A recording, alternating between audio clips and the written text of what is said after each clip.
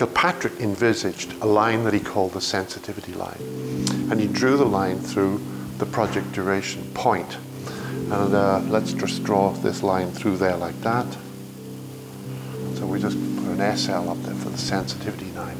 Now what is that sensitivity line? Well, it's a mechanism for translating lateness, as shown by the loss of float, into lateness on the project duration.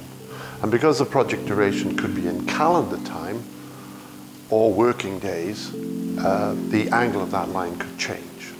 In essence, if we have working days along the project duration, therefore working days in the float up there and the days on this axis are the same scale. This is a 45-degree line. It can change if we modify this to be a calendar date. But what happens here when we trend this line is we put a trend through there, and I'll just draw it as a dotted line just to show you, hits this line at that point there. What does that mean? Well, it means this project looks as if it's going to be late, and it's going to be late. If I project a line from there up to the axis there, it's that much late. If I do a similar thing by walking along and looking at the trend from the least urgent work here, the 9th decile, and trend that one, this of course now looks as if that's going to be early.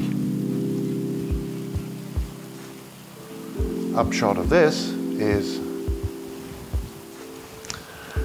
the non-urgent work, usually fairly easy, is being provided with a lot of resources, and it looks like it's going to be finished early.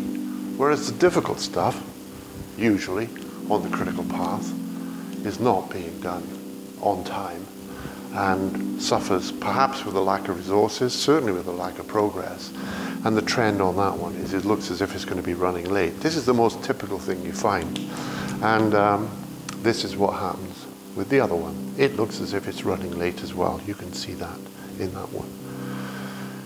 So that technique, pretty simple, pretty effective, and it's devastating. It's relentless in the way it monitors, translates the monitoring of the progress into a trend on float against this sensitivity line here, which indicates whether or not we're going to be late or early in various parts of the project. Now, I've used this in dry docks where the work has been done in a 35-day period. I've used it in shutdowns, construction projects, and I have lots of colleagues who've used it in various places in the defense industry, aerospace, oil and gas. Not a great number of people use it, but all the people who've used it are incredibly enthusiastic about it. So what I'd like to do is start other people becoming enthusiastic about it by initially this video, and then perhaps some demonstration in a simple add-in to Microsoft Project. So thanks very much for your attention watching the video, and goodbye. See you again.